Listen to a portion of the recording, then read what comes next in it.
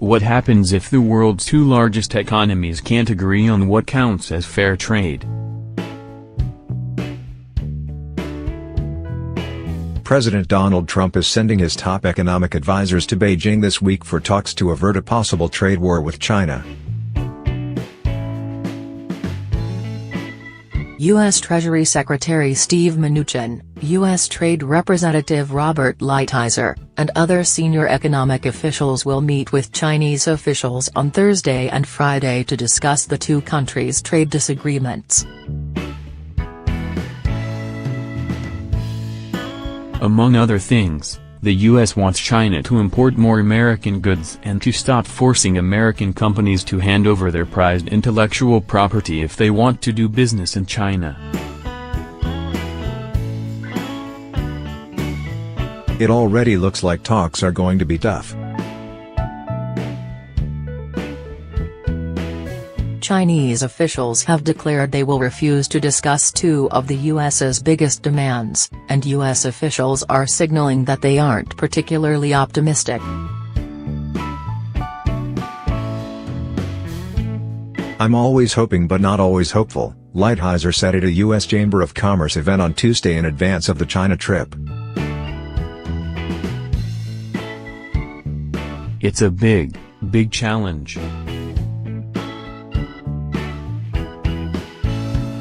There's a very different system over there and a system that, in all honesty, has worked very well for the Chinese. If the two countries do manage to strike a deal, it could dramatically reduce tensions between the two world's largest economies. But if they don't strike a deal, or at least make serious progress toward one, things could go south fast, perhaps even escalating into a full-on trade war. That sounds super scary.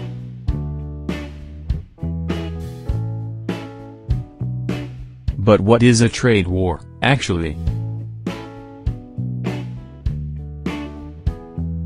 What would it mean for the average American?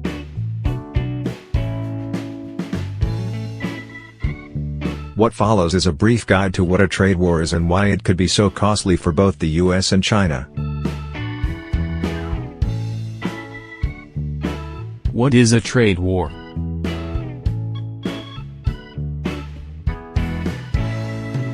To understand what a trade war is, you first need to know what a normal trade dispute looks like. Countries disagree with each other all the time about what counts as an unfair trade practice, clashing over policies like government subsidies for industries. There are a few different ways they handle their disagreements. Let's say the U.S. finds out that country X uses generous government subsidies to make its production of tennis balls cheaper and give them an unfair price advantage over tennis balls made in the U.S. The U.S. then has a few options for how to respond. Washington can take country X to the World Trade Organization, the World Supreme Court on Trade, and complain about its subsidies of tennis balls. The hope would be that the WTO forces country X to cut its subsidies or gives the U.S. permission to use trade barriers against country X's tennis balls. The second option the U.S. has is to initiate direct negotiations with country X over its tennis ball subsidies and come to some kind of compromise agreement. If neither of those works or seems desirable, the U.S. could impose tariffs, or punitive border taxes, on country X's tennis balls and say it won't let up until the tennis ball subsidies are reversed.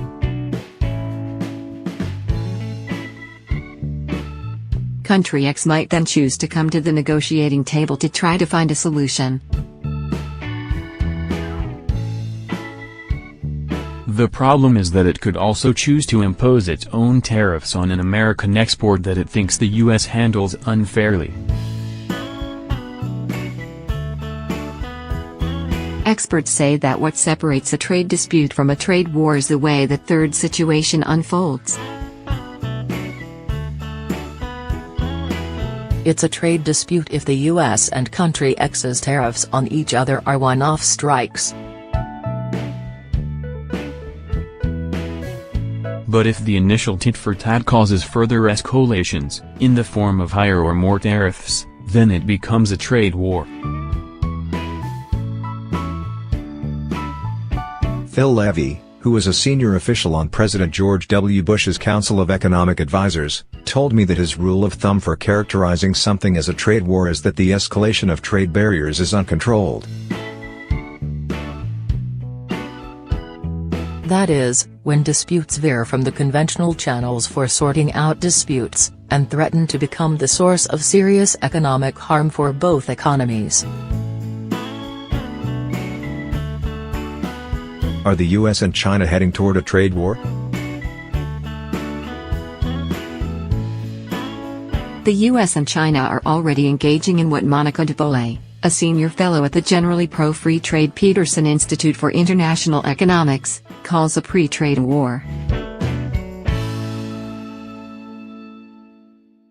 First, on April 3, Trump unveiled a list of more than 1,300 Chinese exports, which included flat-screen televisions, aircraft parts, and medical devices, that he said he plans to hit with 25% tariffs.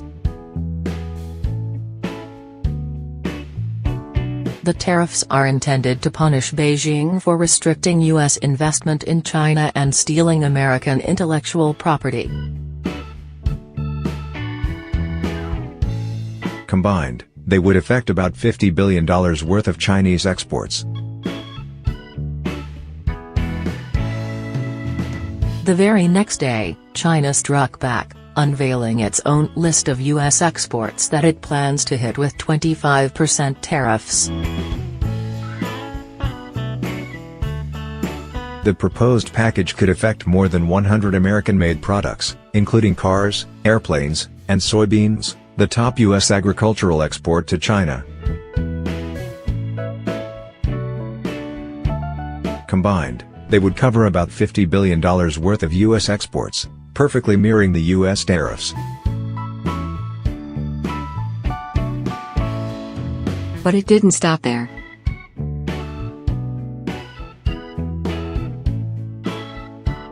The day after China's announcement, Trump directed his trade team to identify tariffs on an additional $100 billion worth of goods, clearly intending to escalate even further after seeing Beijing's readiness to match its initial tariffs. Levy says that's the moment it switched to a potential trade war. The Trump administration's original proposal for tariffs on $50 billion worth of Chinese exports was specifically designed to compensate the U.S. economy for the amount of revenue it's lost due to Chinese intellectual property theft. But Trump's rationale for the additional $100 billion seems to be pure one-upmanship.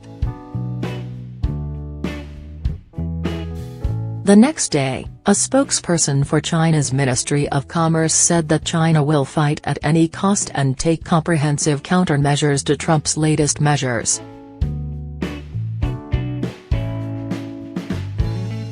Who would win a U.S.-China trade war?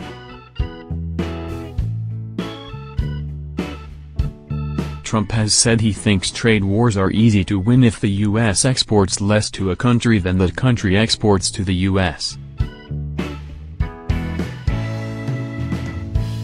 The logic is that the U.S. has more targets to choose from to hit with tariffs or quotas, caps on the total amount of the country's exports, than the other country has. The U.S.'s trade deficit of $375 billion with China, the amount by which its imports from China exceed its exports to China, is already pretty big, which means the U.S. should have a lot more targets than China. The U.S. released a list of potential Chinese targets that covers more than 1,000 different items, but there's a focus on high-tech materials, including medical devices, machinery, aircraft parts, batteries, and flat-screen TVs. Tariffs on those products will make them more expensive and hurt the Chinese companies that manufacture them.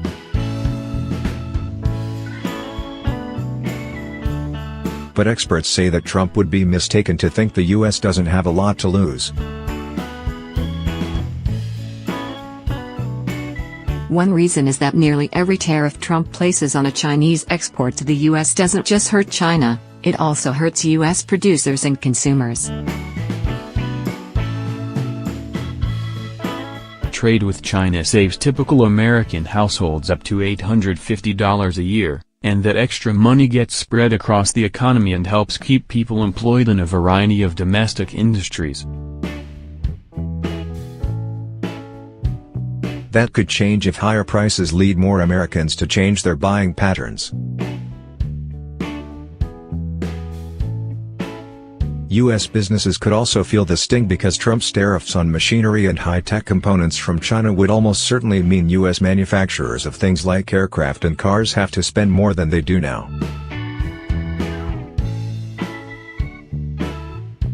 The Trump administration hasn't said what new Chinese products could be hit by the additional $100 billion in tariffs, but analysts say it's going to probably include a lot more essential consumer goods like cell phones, laptops, and furniture.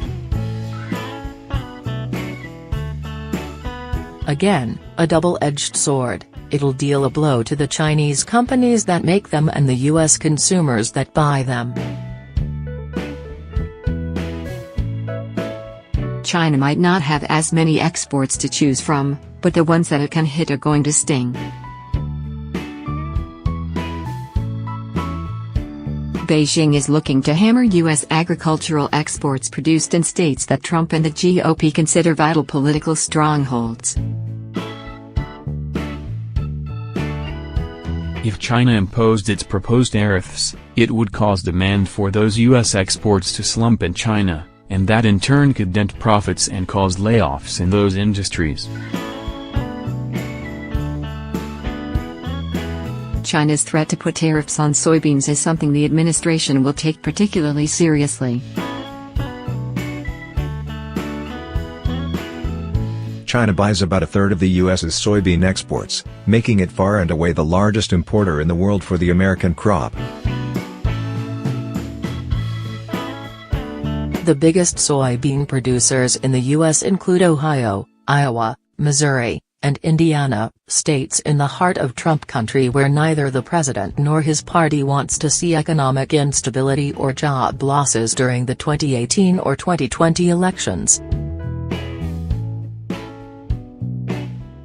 The fact that Beijing put soybeans on its list is a signal that China is not going to pull any punches, Christine McDaniel, who served as senior trade economist in the George W. Bush administration, told me. Many of China's other tariff choices are clearly politically motivated as well, like orange juice, much of which comes from the battleground state of Florida.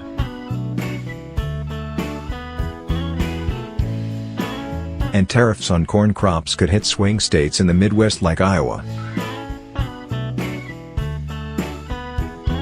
On top of that, experts like William Reinsch at the Stimson Center say that China could take some unconventional steps to interfere with U.S. companies that rely on supply chains in China. Chinese government officials could delay shipments of iPhones out of China or use regulatory crackdowns to interfere with the manufacturing of components that iPhones rely on. That could make iPhones more expensive and hurt Apple's share price. All of which means a sustained trade war could lead to higher unemployment and slower economic growth in the U.S. Considering that the pace of the economy has been one of the few bright spots in Trump's tenure, that's a big deal. So what happens next?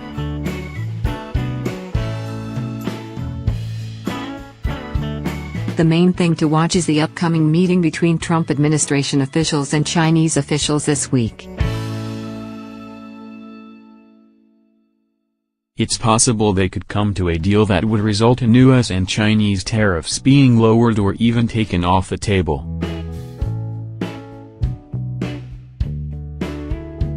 But experts are skeptical that